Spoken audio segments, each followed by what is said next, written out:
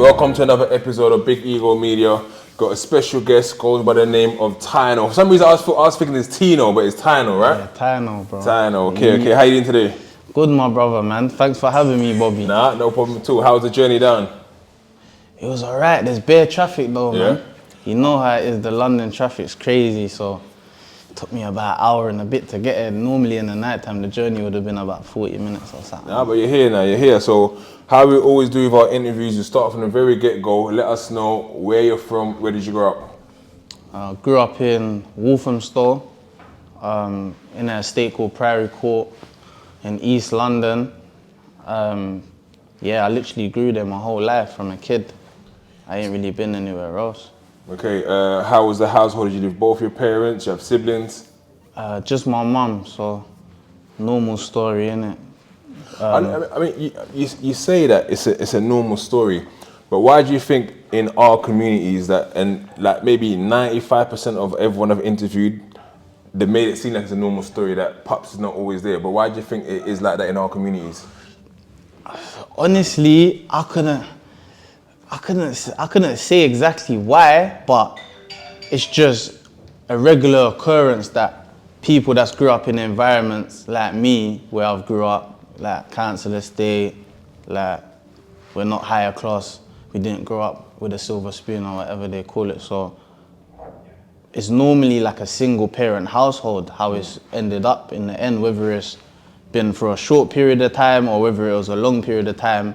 Along the way, most people I meet that's grew up in my area kind of just come from a single parent household. And in terms of your dad, are you guys cordial? You guys talk?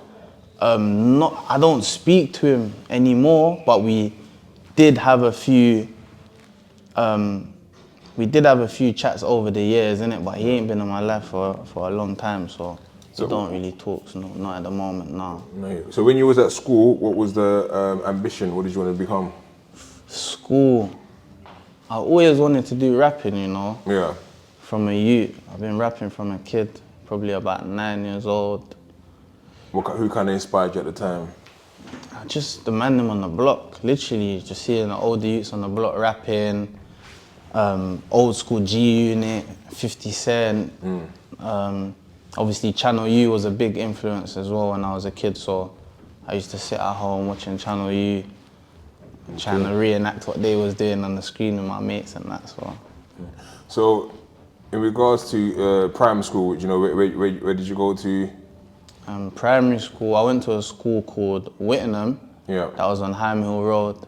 So it's just like the top of my estate. It's just a long road, and it goes into a hill, so it's called Ham Hill. How was your behaviour there? Was you behaved? Did you listen? I can't lie, I was proper troublesome in school still. I was acting up from young, but I don't know, it's not that I was misguided, but I just always looked up to bad influences from a kid, so obviously it's shown in the way that I acted from young. Why do you think that was? Does it go back to not having sort of a positive male role model? It could have been. Yeah. I can't say it is because I don't know, because if I had one then maybe things would have been different. Yeah. But yeah, it could have been, definitely. So in terms of, you done primary school and then where did you go do secondary school?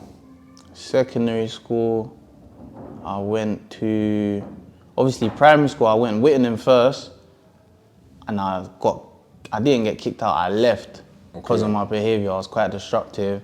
I felt like the teachers were just always on to me and sending me home and pulling me in the head teacher's office a lot, so I wanted a new start. I went to another school called Hillyfield, and then that's where I ended my primary school years there. Then I went into Walthamstow Academy, secondary school. And how was you in terms of academics? Was you top set, struggled a bit, middle set, needed extra I was help? alright, you know. I was proper smart. I was very intelligent, very academic. Like I was even in, there's like a class where the people that are like very high in the academics, they'll put you in a separate class, so it's like not even like, there will be like set 1, set 2, set 3, and then there's like gifted and talented. And I was, most of my classes, I was in like the gifted and talented group, so it's like, I was very academically So smart. what do you think kind of went wrong then in terms of just like school behaviour and you being academic but then just misbehaving all the time? Boredom, maybe I get bored quite easily when it's things that I'm not actually interested in. Yeah. So it's like, if I'm in a subject like, I don't know, religious education or maybe something like geography, I'm not really that interested in a subject, so I'll just act up. I'll be talking, be making jokes, Yeah. disrupting the class, and obviously it turns into a regular thing. The teachers don't like it, and it affects my learning as well. So Oh, I'm just gonna pause it there, just to make sure that your mic is definitely okay. Just yeah, it's cool. Just on here it's flashing on my side just to make sure that's on. Last time I filmed the whole episode and then the mic No was way. on. But yeah, so far so good. Cool. Alright, so how was kind of mum with discipline then? Did you get beats or was it like you got too big now? Mum just like couldn't handle you. I can't lie, I was getting licks, I was getting beats still at the start, and it just becomes so regular. I just got immune to it, and obviously I'm getting older, I'm getting bigger, and like I'm just laughing at the licks, innit? So it's like she had to kind of stop. That wasn't the what do you call it? That wasn't gonna solve the issue. Basically, she knew giving me licks wasn't gonna solve the problem, what it really was. So. And what's the family background? Where your parents from? My mum's from Jamaica, my dad's from Nigeria. Okay, so a bit different mix. So Yeah. did you ever kind of want to understand your African heritage? Because my wife is the same. My wife is half Nigerian, half Jamaican. Is it? Yeah. Yeah. So, but she didn't really grow up on her on her Nigerian side, and she's trying to discover it now. Okay. You say that's similar for you? Yeah, of course. I'm always open to it, and I meet a lot of Nigerian people in life, like day to day. I ask questions, and obviously it's in me, innit? So it's like I'm around my Jamaican side, because that's what I grew up around. That's all I kind of know. But at the same time, I'm half Nigerian. So yeah, of course, I want to know more about it. So when was the time, the main transition then? Where would you say you hit the road, would you say? Like 9, 10 years old, literally. What, that young? That young, yeah. Started proper young. So how so? Was it like the elders in the block telling you to do certain things, or you just kind of be a bit mischievous? How did it work? You know me, yeah? It was so organic and natural. It's just like group of friends. We're out on the estate every day. We live here, we link up. We're out together, we play out together, we do whatever we do together. And then slowly it's like, it turns into, I don't know, someone might have a problem, there might be a fight there, now we're all going to have a fight with this person to back them or help them. And then it's like, oh, now we're known as a gang or whatever they call it, innit? But I'm just going to help my friend that's got himself into an altercation, so we don't really see it like that, but slowly, these things just keep reoccurring, and you just get kind of targeted as. Do you kind of remember what your first set was called at the time? Yeah, my first set was DB, Devon Block. Okay. Denim? Devon Block. Is that the block you guys lived in? Yeah, because one of the blocks in Priory Court is called Devon House. Yeah. So we just named it after that. That's where we always used to chill out and smoke weed on the block and just bring girls and just whatever, innit? And in terms of music, when you've hit kind of your teens, who you kind of listened to at the time? Would you listen to anyone in the UK? Did anyone inspire you? Cause I think one of your first first songs, that old school drill that the Chicago rappers were doing, was that something that you came up on that one? Yeah, definitely. Chief Keef was a big influence in my era when I was growing up. Yeah. Rimsey. Yeah. Rimsey was a big influence in my era. There's a couple other rappers. Do you remember your first ever bars that you wrote? My first ever bars?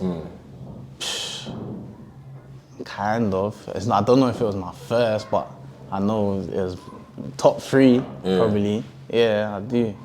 And when you started kind of spitting, is there a thing that where everyone encouraged you immediately? Was you shy at first, or you just thought you knew you was cold at it? I'm a quite confident person, innit? So obviously, I thought what I was rapping was good. Yeah. Everyone always told me it's good. No one's ever told me that it was shit. So yeah, I was always encouraged to rap. I can't lie, from young. No one's ever told me like, oh, that's shit. They might say, oh, like, that's not the best. Like, you can do better, or change this bit and make it like that, or don't say it like that. But they've never said, nah, like, that's shit. So I've been quite confident in my rapping thing from young. So the name Tyno, where did that come about from?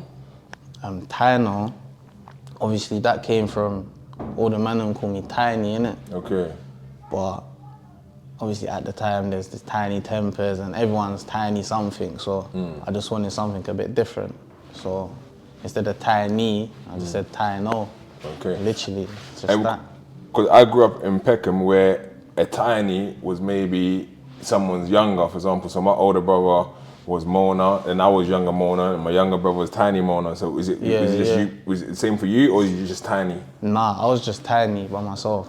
Like, was it because of your height at the time, or? Yeah, literally. Because obviously I had the name since I was like 9, maybe 8. Okay. And originally it was Tiny Tizzle. Okay. Even though there's no Tizzle, I don't know where that came from. But yeah, it was Tiny Tizzle, and then it just changed to Tiny. Okay. So when you I guess you're kind of hanging out where you're hanging out, obviously police trouble comes. How's mum having these conversations with you? What's she telling you about? Because I get phone calls all the time now with the work that I do from different mums who got teenage sons that I don't know what to do. Yeah. How was she kind of coping with your behaviour at the time? Do you know what it is, yeah? Obviously, my mum's a person that, because I'm the only child, only boy child, and the youngest, I felt like I was quite spoilt to a fact where she was so lenient with whatever I wanted to do. Plus, there's no dad around to like enforce proper infrastructure in the house and kind of domination. And I was quite cheeky from a kid. I knew I could get away with a lot.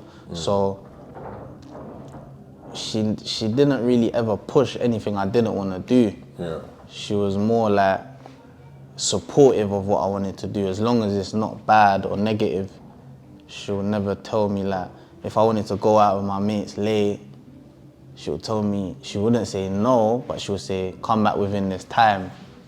Even if I was late a few hours, she might just allow me, like there wouldn't be a mad punishment about it. So it's like, I could see these things and I'll kind of take advantage of it, to be honest.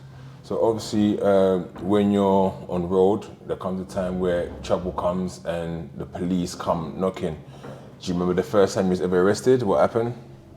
Yeah, the first time I was arrested, I was in school. I was in primary school as well. That young, primary school? Yeah. Wow. I was in primary school. I was in year 6. Yeah. And obviously, they've called me to the head teacher's office. I'm thinking, raw, what's happening here? Like, what's going on? But it's kind of normal for me. Not normal in a sense, but once or twice a month, I'll end up in the head teacher's office for misbehaving or doing something wrong. So I'm just thinking, what have I done now? I've gone into the office, I've seen 2 police officers. I'm thinking, right, like, what's going on?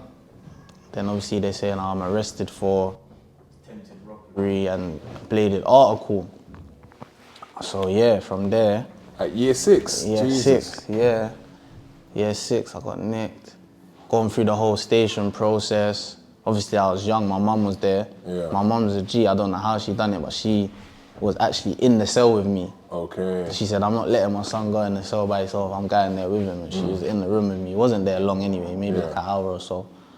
And then, I ended up on tag from that case. I ended up on probation for like 2 years. And I was like a proper little kid. Like. And did that, because sometimes, I guess in the hood, we have that misconception, right? Everyone sees it as a badge of honor. So when you kind of got your first arrest and you got a tag, are you now like the man on the block, like, raw, Tiny got tag? In a way, yeah, to some people, it's cool, innit? Yeah, like, the bad boy thing was the thing, innit? So it's like, yeah, I'm on tag. I'm beating the records, like I'm so young, I'm the youngest, because even a lot of elders or people from my area that I looked up to maybe haven't even been arrested or gone through that process of going to court, being on trial, getting convicted, getting a guilty, and then obviously having to face the consequences. So yeah, some people looked up to it. I felt like, I was the guy for a little bit. And then, it just kind of gets, you just get immune to it, innit? It's boring now, innit? Like, you've done it, ticked it off. So when you started making music properly, I guess going to the studio and recording and dropping videos at the time, was it more so a thing of thinking, people are getting deals out of this? Because I think maybe that 2000, when you said you started making music properly, would you say? 2007, maybe. 2007. So that long back ago? Yeah, like 07. Okay. So when you was recording music at the time, was you thinking that, this is a way out now, people are getting deals, it might happen for me, or just, you know what, it's the man them, we want to put our name on a map, we want to make music just for the fuck of it? Yeah, like back then, it was literally just man them, I want to listen to my own stuff. We all got our own stories to tell, like, if these guys are doing it, we can do it as well. And it was just for us to listen to you. It was therapeutic and it was something to do, innit? Because we're kids, we're on the roads, we ain't got much to do. We ain't got no priorities, so just go studio, that's like a little day out. Yeah. Everyone chips in a little £5 or whatever, £2.50, and we get a little hour or two in the studio and everyone does their little bit, like a little 8 bar each or something. Did your family listen to your music at the time? Yeah, I used to show my family. I was proud of my work, so I used to show my family. I had a little studio in my room as well. When I was a kid. Literally. So you was fully focused on this music thing then? Yeah, I had one from young, probably about 10, 11. All the man them used to come round, used to make tunes in my yard. I used to learn how to edit it. So yeah, that's a good skill that I learned from a kid as well, because now I know how to use Pro Tools or Adobe or whatever the engineering little systems programs and that they use to record music. I know how to do it myself, so. Yeah, okay, that's sick. So it comes to a point then when, I guess the authorities catch up with you and you go, I think you said you were in prison twice. So what happened the first time you went? For the first time, I was 17. Yeah. 17, I got arrested for 2 shootings and a stabbing. Yeah. Then I ended up getting 12 years for it. That's your first time in stint? That was the first time, yeah. So by the time I was 18, I had 12 years, do 6. I had to do half of that, innit? So you had 12, do 6. Yeah. I mean, when you've actually been arrested for that, has your heart sunk? Did you, what are you thinking? Of you course. thinking, I'm gone, I'm done? Of course, obviously it's like, it's not something that you're used, it's not a normal thing to get arrested for, and it's not a small thing either. It's like, it's quite a big thing, and people go to jail for life for these kind of things. So it's a situation where it's like, reality is hitting you now. Like, I might not be coming out of this place for a very long time, innit? The question I always ask everyone is, some people say they didn't, some people did.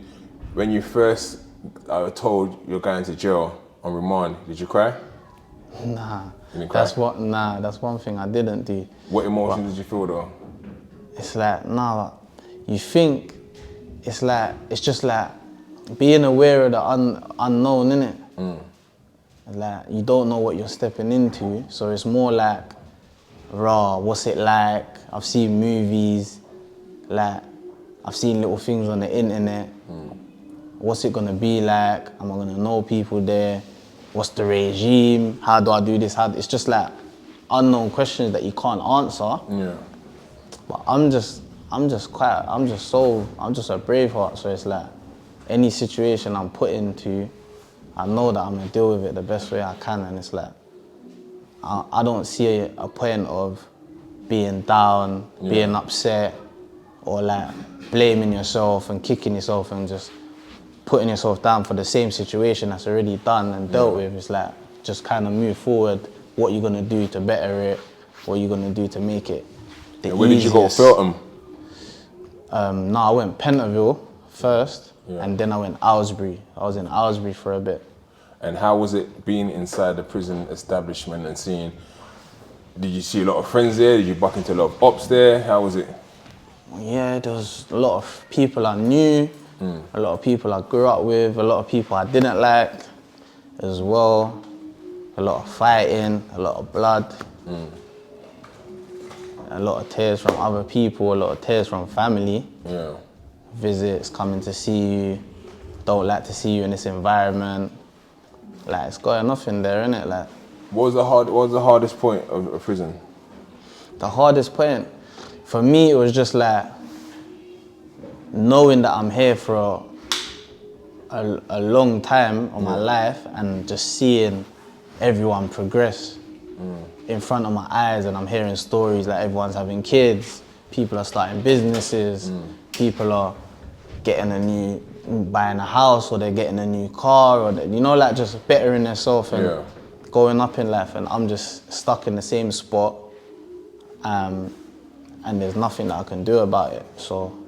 And what year was it that you went to jail at the time? What year? Do you remember? It was 2015, September.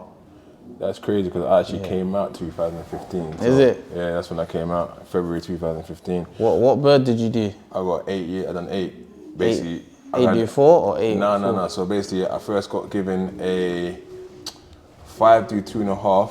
Yeah. But during that period, before I came out, they've caught me with more cases, and then I was out for like 6-7 months, and they put me back in again. So I had 2 more cases. Yeah. So altogether, I ended up doing 8 from 07 up to 015 in jail.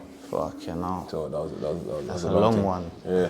I mean, so yeah, when you finally are in jail, you kind of settled in now. Yeah. I guess 2015. But 2016, 17, that's when the music scene in the UK is really bubbling. So you got your likes of your Young Banes and your Jay, whoever it is, that everyone's starting to get contracts and deals, music going off. Are you sitting there thinking that, rah, what's going on here? Yeah, of course. I was pre-ing everything, and I was quite up to date with the music scene while I was in jail. So I was seeing everything, I was hearing the new tunes, I'm thinking of ideas. And then myself, obviously, whatever I can do from jail, the most I could do was put out my little freestyles or put out an animation video for a song that I've done prior to coming jail. Yeah. And then just release it and just seeing what it kind of does. Yeah. So I've done a few of those. So you get a lot of support from people on the outside helping the videos and stuff like that as well? Yeah, the man them were sorting it all out. And the guys, so. I mean, when I look at these jail videos, like times have changed. For me, like you had a phone, you might take the gym picture, like when it was in the gym, you take a picture, or you might take a little. But now everyone's so brazen with like, you know what? Let's drop this freestyle, put our faces out there.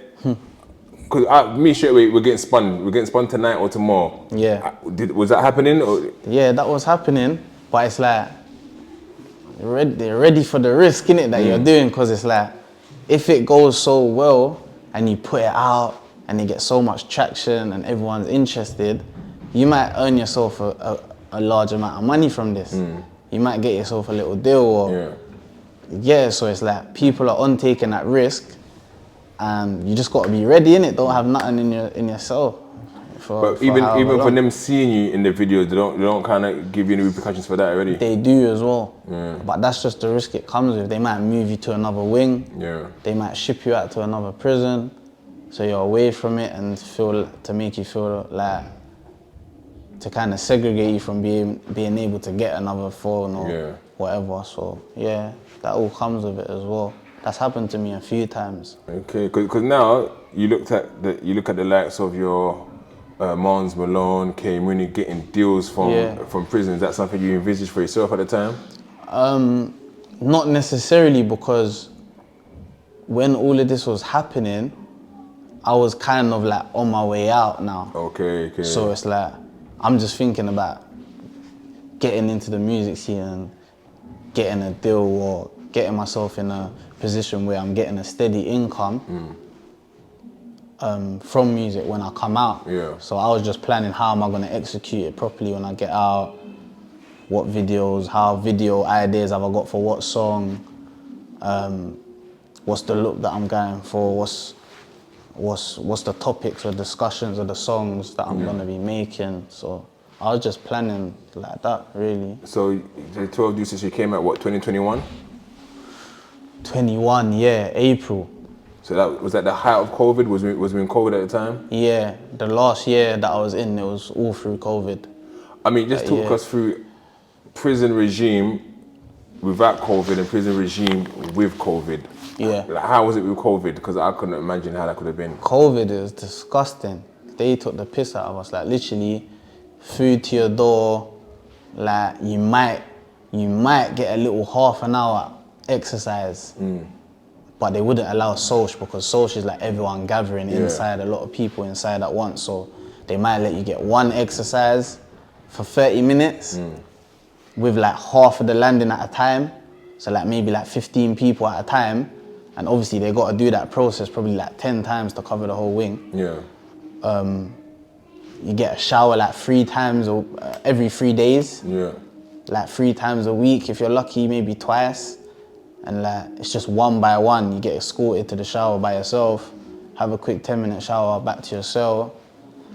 You don't leave your room. You're literally in your room for like 2 to 3 days at a time if you add up all the hours. And you'll probably come out for like an hour out of them 3 days. And they changed the visit system now as well. I think the visit was like on video calls now. Yeah, they've added like a video call system where you go into a room, they set it up with however they do it with your people, and then you can see them on the camera. Or they were adding like, obviously when you're bad in jail, or if you do something mad in a visit, maybe you have a fight or you get caught trying to bring something in, they'll put you in a closed visit. Yeah. So they kind of like made every kind of visit with like a kind of like a screen in front of you, so like you couldn't touch, you wasn't allowed to hug when your guests came in, and they kind of kept everyone separate to kind of stop the so-called spreading of COVID, innit? So you're out 2021. What's changed from 2015 when you went into 2021? How did you see the world? What's the most things that changed for you? When I came out, Yeah. obviously I just looked at everything differently now. So it's like, I knew that I want to make it to be a successful person in life. I got to kind of make more mature decisions with what I'm doing, who I'm around, what I'm putting my energy into, putting my time into, and just trying to execute everything I do to the best way I kind of possibly can, just to make it all make sense and make up for lost time while I was in jail, to be honest, And how long did that last? You said you went jail a second time. Yeah, I went jail, so I was out for 2 years. Yeah. I had a slight hiccup, nothing too crazy at all, literally. And then, I ended up spending like an extra 1.5 years in prison until I got parole. Yeah. And they released me, which was in August. So part of that was basically a recall part. You had to go back and do some of your license, basically. Yeah, exactly that. Okay. So at this point now, you said you come out with last year, August.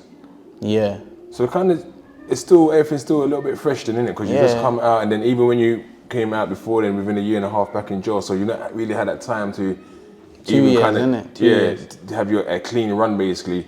Yeah. So now you stepped outside, and the first I've seen of you, rest in peace, my old page, I took down my last page, someone sent me your video of the Uncle Drive situation, and I've reposted it. I'm like, why is my man doing this kind of thing? So talk us through that video, the whole concept, why you done it, and it obviously went viral. You see the Uncle Drive, that wasn't the first release that I'd done. Yeah. It was actually a tune called Steppers. Yeah. That was the first song that I released when I come out of jail, innit? And obviously it shows my journey, and it's kind of like a video of a vlog. Yeah. of my day when I came out or whatnot. But obviously the Uncle Drive video, it was a big, everyone's seen it. There's a guy in a cab, some guys are trying to get him, whatever.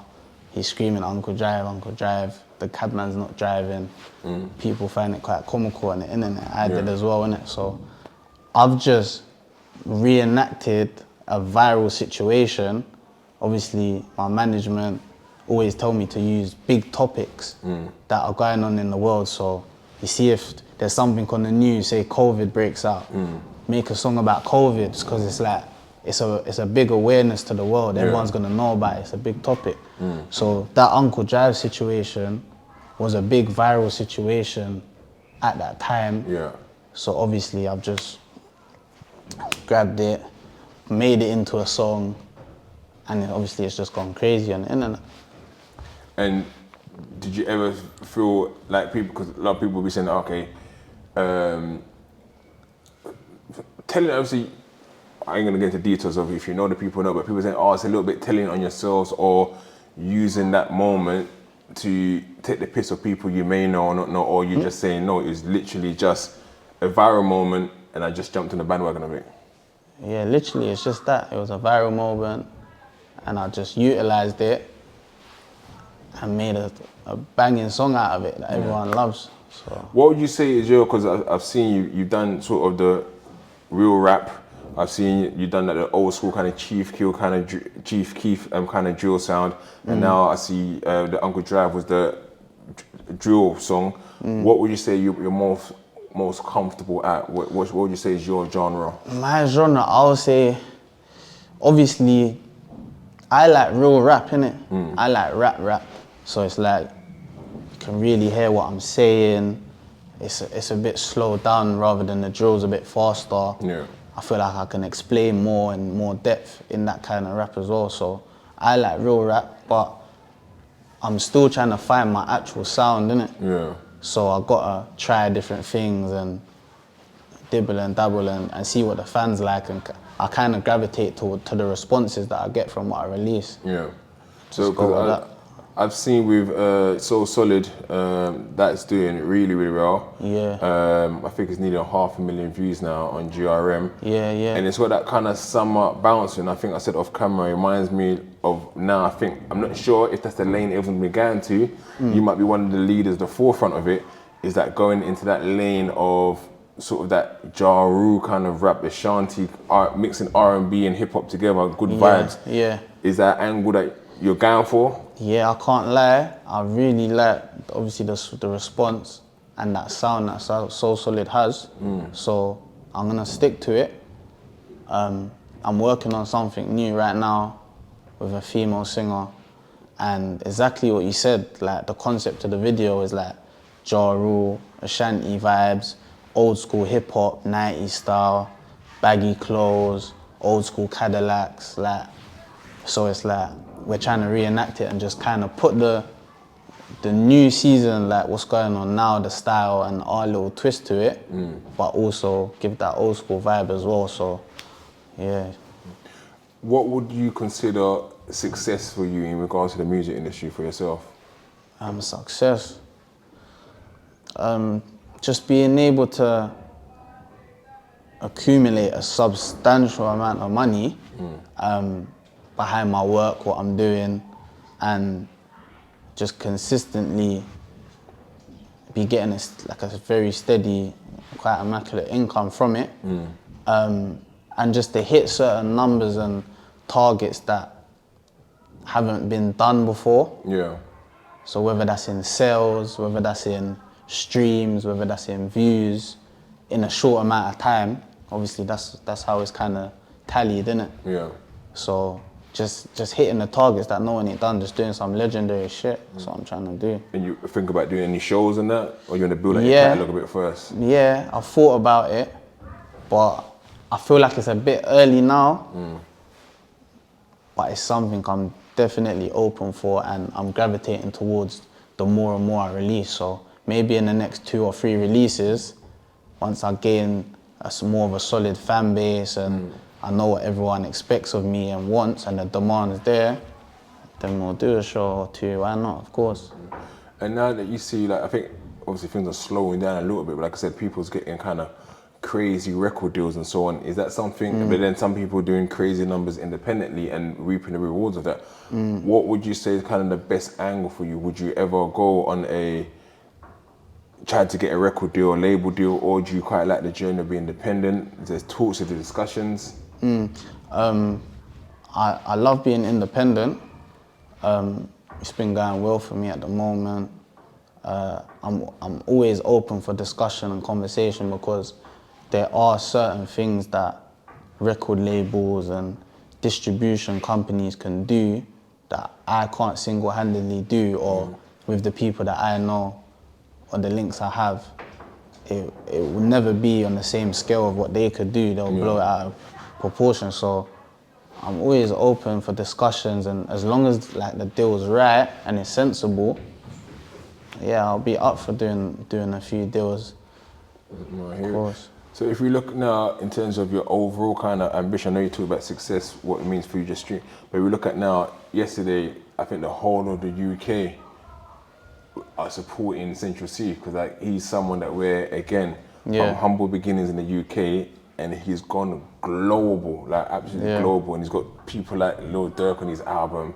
He's got, I see the album's cold. I was listening to it yesterday. It's cold. So is that something that inspires you and gives you motivation? Like, bro, if my man can do it, then why not me? No, of course. I rock with Central as well. It's cold still, and I rock with a few of his guys. So definitely supporting his thing, and he does very well. You know, his numbers are crazy, and most things he does, like nearly everything he does, he executes it in a mad way, and he gets the job done. And he touches the fans. He touches a big genre of people, a wide range. It's not just like road guys or normal civilians or girls or the nerdy people. Like he's got music for everyone. He's very versatile. So that's something that I'm trying to work on as well. Just being versatile and being able to have a reach to all different types of people as well. And what do you think of the H disc?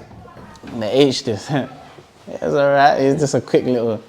He's just talking his mind, innit? Do you think Century's going to respond? And you think he should respond? I don't think he should respond, though. I think he should leave it as that. He said what he said. Yeah. And obviously H has said what he said back. I don't think it will be a back and forth, though. So I heard also through the grapevine that you and Sly Sterling are meant to have a sort of either a clash, a music clash, or jump on the same track and see what's going on with that. Is that still happening? I can't lie. I don't know if we're gonna go ahead with that no more, you know? Yeah. But obviously I know Sly. Sly's my guy. I was in prison with him. That's how I met him in jail. So yeah, we ain't really spoke on it too much. But if the fans are demanding it, I'm down for it, man. Anytime. I love a bit of competition and I hear it. Competing.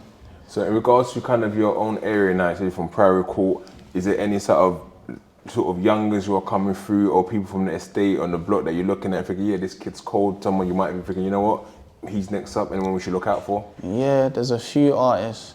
Yeah. There's a guy called Remington. He's called PCB. We've got a next guy called Jugger. He's called. Yeah. He's from the end as well. There's not a lot of rappers from my side, like from my actual block, like from my area, like that. But yeah, just Remington, Jugger. I think, yeah, they're cold still. You need to look into them still. Right, say no more. So it's 2025 now. We're in January. It's the beginning of the year. Talk us through the process of this year. What you got plans? What can we look out for? This year, I'm dropping a few more singles, get a few more videos out. I'm still like gauging with the TikTok, seeing what works, what don't. That's kind of my testing ground right now. It's kind of alright. I got quite a lot of views and comments and engagement on my TikTok, so I'm gonna keep pushing that. Are you someone that, because people will say I don't read the comments, but I reckon it's good to read the comments. I read the comments sometimes. I don't even read every comment. I read my comments. Yeah. I read my comments. How do you deal with trolls? I don't take it in. Trolls, I just laugh at it, innit? Because it's like, you're just you behind the computer, you're not showing your identity, and you're just trolling. It's normal, innit? Normal hate and stuff. I've dealt with that from a kid, innit? So it's like, yeah, people are gonna hate. But So then a few more singles. yeah, a few more singles, and then most probably an EP by about April, May. I'll probably drop an EP. How many tracks you looking at? Probably just something like 5, 6 songs. Yeah. Let's see how that goes. Any features we can look out for? Who would you like to feature with from the UK? Features. Me and Lowski gonna do something. I'd love to get Central on something. Yeah. Cold. I want some American features, man. And the thing, have you reached out over there? Because a lot of times people don't feel like you can reach. Everyone's always just a DM away. Whether they see it or they don't see it, if you don't shoot your shot, like, yo, did you ever reach out to people? Because people always feel like, I want to reach out to someone. I haven't, you know. I haven't tried yet because I didn't think I was in a position to or needed to, because I'm not actually ready to do features. And especially like nationally. Yeah. So once I get there, yeah, I will. Like maybe I've seen a few cold artists from Paris, France, Italy. That Rondo is called. Yeah. We got a couple artists. Still. Even the Soul Solo song, as it's doing so well, because sometimes when things do so well, people then might say, oh, do a remix. Would you ever do a remix of that? Or you want to stand alone on that song? Yeah, I'll do a remix if it made sense though. Yeah. Like, it's gonna have to be a rapper that I think is proper talented and cold. Yeah. And they're gonna bring the same energy that I brought, if not better. Yeah. Then yeah, of course I'm open to that. I was thinking to do something with like the actual Soul Solid, like the members from the Soul Solid, like 21 seconds ago, like the Soul Solid. Have you reached out? Yeah, I reached out to Mega Man. I was having chats with Mega Man the other day. Yeah. We're due to link up and do some stuff anyway. That's cold. That's for like cold. TikTok or Yeah. I don't know how we're gonna execute it, but we're gonna do some sort of promo towards Soul Solid. But yeah, ideas just come into my head every day, and I just try to get it executed. And how are you? Are you that sort of guy that where management will say, you have to do this, no, I want to do it my way, or do you kind of work collaboratively?